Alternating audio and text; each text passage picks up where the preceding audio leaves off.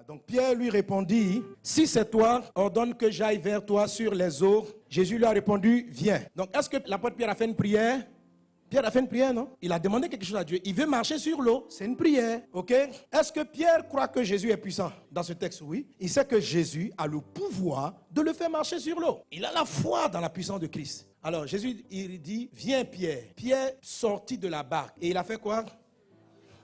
Donc, le surnaturel est arrivé dans le terrestre. L'apôtre Pierre a commencé à marcher sur les eaux. Regardez ce qui va se passer. Donc, téléchargement a commencé. Marcher sur les eaux. Donc, chaque pas, le sol se durcit. L'eau se durcit. L'eau se durcit. Et regardez ce qui va se passer. Mais malheureusement pour lui, la porte n'était pas fermée. Et on continue. Mais, voyant que le vent était fort, il eut peur, et comme il commençait à enfoncer, il s'écria, Seigneur, sauve-moi. Aussitôt, Jésus étendit la main, le saisit et lui dit, homme de peu de foi, où Dieu commence à nous envoyer l'argent, le voyage, la chose qu'il a promise. On a la paix qu'on va recevoir. On a entendu la conviction que cette année-là, une porte va s'ouvrir. On a eu la conviction que Dieu allait faire. Et puis en cours de route, tout s'embrouille. Et les choses n'arrivent pas à terme. Qu'est-ce qui s'est passé? C'est que Dieu t'a parlé, tu es rentré dans le lieu secret, mais tu n'as pas fermé la porte. Et pendant que Dieu m'expliquait cette partie du message-là, forcément, j'ai commencé à me repentir. Parce que j'ai compris que moi, je laissais souvent la porte ouverte. Et il y a beaucoup de choses que je n'obtenais pas à cause de la porte ouverte. Que le Seigneur, dans sa grâce, me pardonne. Mais toi aussi, je crois que tu as aimé aussi. Frère, donc aujourd'hui, là, le message est pour nous tous. Nous tous, on va bien fermer la porte. Avec double tout, triple tout. J'ai amené un cadenas là. Frère, il ne faut pas jouer avec ça. Alléluia. Tellement on sera enfermé. Dieu dit, il faut sortir, c'est fini maintenant. Tu dis, non,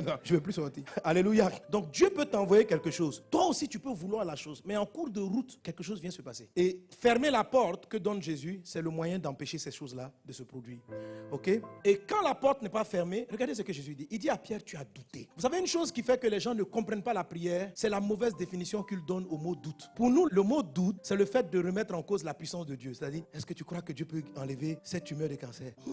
Je ne suis pas sûr. Et puis quand on dit on croit là, c'est parce qu'on est persuadé que Dieu va le faire. Mais être persuadé que Dieu va le faire, c'est le début de la foi. Mais ce n'est pas encore ce qu'on appelle la foi. La foi, c'est plus que ça. Tu peux toujours croire que Dieu est puissant. Est-ce que Pierre, quand il a commencé à marcher sur les eaux, au milieu de la mer, là, il a dit à Jésus, est-ce que c'est vraiment Jésus? Je ne suis plus convaincu. Pierre n'a jamais dit ça. Mais quand Jésus l'a pris, il a dit qu'il a douté. Si vous comprenez ce passage, vous allez savoir ce que c'est qu'on appelle le doute. Vous allez voir qu'à certaines fois, vous priez, vous êtes presque convaincu que la chose va arriver et ça n'arrive pas. Et Dieu va vous dire que vous avez douté. Vous ne savez pas que vous avez douté parce que vous expliquez mal le doute. Ce que c'est que le doute, c'est ce que Jésus explique. Le texte dit, Pierre, voyant que le vent était... Il a pris peur et il s'est enfoncé. Donc il n'a pas remis en cause Jésus, je ne crois plus en toi. Il n'a pas dit ça. Tout ce qu'il a fait, c'était de trop voir le vent.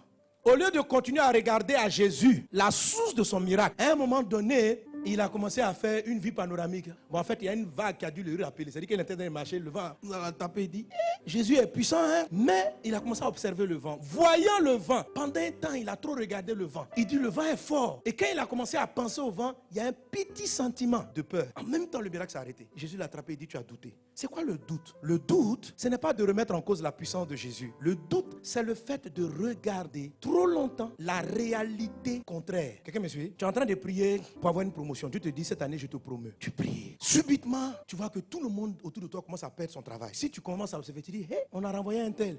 Un tel a perdu son travail. Toi, ton miracle va s'arrêter en même temps. Toi, tu n'as pas prié pour dire, Dieu, je ne veux plus. Tu es toujours en route. Dieu va dire, voyant que les gens étaient trop renvoyés autour de toi, tu t'enfonças et tu perdis la suite. Amen. Il y a des gens, le miracle a commencé. Tu vas vers 40 ans, tu sais que Dieu va te donner le mariage. Et tu regardes, tes petites sœurs de 25 ans se marient. En même temps, le dimanche, tu arrives au culte, on te présente une femme, elle a 70 ans, elle n'a jamais de mari. Tu dis, voyant que la vieille a atteint un âge avancé, voyant que les jeunes filles se marient, voyant, tu dis, et ton miracle s'arrêta. Et Jésus va venir te prendre, pourquoi as-tu douté? Tu vas dire, mais Seigneur, moi je sais que tu es toujours mon Dieu. Il dit, non, tu as trop regardé le problème. Le vent était déjà fort, c'est la réalité. La réalité, c'est le contraire. Mais la réalité, vous vous apprêtez à aller connecter au surnaturel. Donc, vous ne pouvez pas être logique. Le doute là, c'est trop regarder la réalité. Bien sûr que la réalité est là, mais c'est juste une proportion de pensée dans la tête. Le vent était déjà fort avant même que Pierre commence à marcher sur l'eau. Mais au début, il ne voyait que le Christ. À un moment donné, il a commencé à trop voir le vent. Si tu vois trop les problèmes autour de toi, au lieu de voir la puissance de Dieu, tu arrêtes le miracle. Alléluia.